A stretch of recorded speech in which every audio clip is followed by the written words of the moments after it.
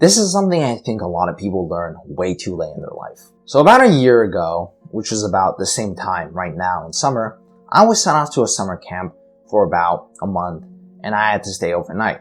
I'll mainly go into the first week of this summer camp because this was what I really wanted to talk about, and I'll explain the structure a little bit too. So the first week we were put into a classroom and we had a teacher that taught us leadership things. Because in reality, this camp was a leadership camp and my mom wanted to put me into it because, leadership, Asian things. But there were two groups that I saw every single day. And the daytime group basically made up of two different ones. The people that came in just for a leadership camp and the people that came in for the stay overnight thing.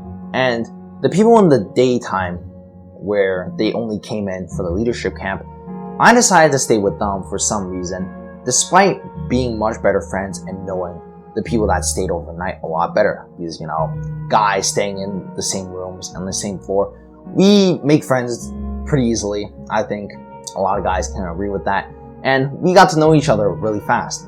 And it wasn't hard to know each other since we were forced into an environment where we were very close. And some of us would take a dump together and we would be talking, laughing, having things.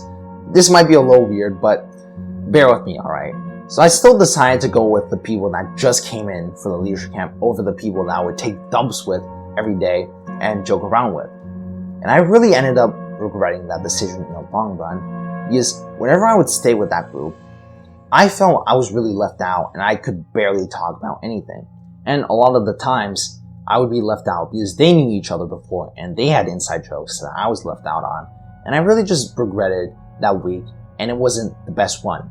And funny enough, the rest of the weeks where I never saw them and I was with the stay overnight group, I had a lot better of a time and it was a lot more enjoyable. It was just better for my mental health overall. And I no longer felt that I was left out and I just felt a lot better.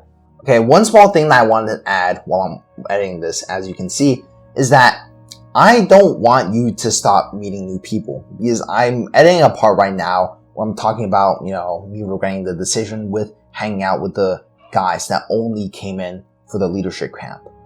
I'm not saying you shouldn't meet new people because in hindsight, that was the reason why I wanted to be with them. I wanted to make new friends and I wanted to be with new people. But I ended up regretting that decision and it just meant that we weren't meant to be, as corny as that sounds. So I'm not saying you shouldn't try and meet new people and try and make new friends. Of course not. I'm always open to meeting new people and making new friends. But what I'm trying to say here is that you should pick the people that you hang around the most very carefully and that they should be people you're very compatible with and that you just genuinely like each other. So I hope that helps a little bit. But yeah. Editor Edward Zhang out. The reason why I tell you that story is because I want you to pick the people around you and the environment you stay in very, very carefully. So I want you to imagine the situation very quickly. Imagine a flower and you want to grow this flower. You give it everything it needs to grow. Fertilizer, water, everything. But somehow, some way, it still dies. That's because you put it in the wrong environment. Now, flowers have very different environments that they thrive in. Cactuses thrive in the desert, but they may not thrive in the Amazon rainforest. And the same goes for plants in the Amazon rainforest. They probably won't thrive in the desert either. And the same goes for you. No matter how hard you try to better yourself, no matter what you do to make yourself grow, you will not grow and you'll probably fall back if the people around you and the environment you stay in is a negative influence on you. Let's just say, for example, you are in a bad situation with a bad environment. No matter how hard you try to avoid the influences and what they tell you to do, you will cave at some point, and it's much rather to be in a better environment than to try and stay in a bad one. There's a saying that goes like, don't try and polish dog poop. No matter how hard you try to make something bad good, it will at heart be bad. So much rather than trying to stay in a bad environment, just get out of there as a whole and find a better environment for you. Now, I want you to do some self-reflection really quickly if you actually have to get out of that bad situation first, which is 1, are they willing to say things up to your face that other people aren't willing to say to your face? 2, do they push you to grow? Imagine you two or your group is in a gym. Would they push you to get that extra last rep in? 3, Do they have some sort of quality that you admire and you respect in some way, shape, or form? If you can't answer those questions, yes, most of them at least, then I don't think that group is all that great for you. But if you do, great, that's amazing. You have a good group and you should stick with them. They should be your brothers for life. And honestly, you should never try and lose them, to be honest. But this goes for the people that, I'm struggling to find words. I'm really hungry right now and my sister just called me to go eat. So I'm trying to finish this really quickly. But to the people that said, or you answered no to most of those questions, I want you to just truly accept this. It might be a little bit difficult and you probably already have in your mind the answer already, but you just don't necessarily want to accept it.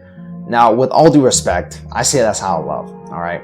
I don't mean any disrespect to you, nor your friends or anything, but you honestly just have to truly accept if they're a bad or good influence on you. If you guys can only talk about really shallow things and you can't have any good conversations with them, I don't think that group is necessarily good for you.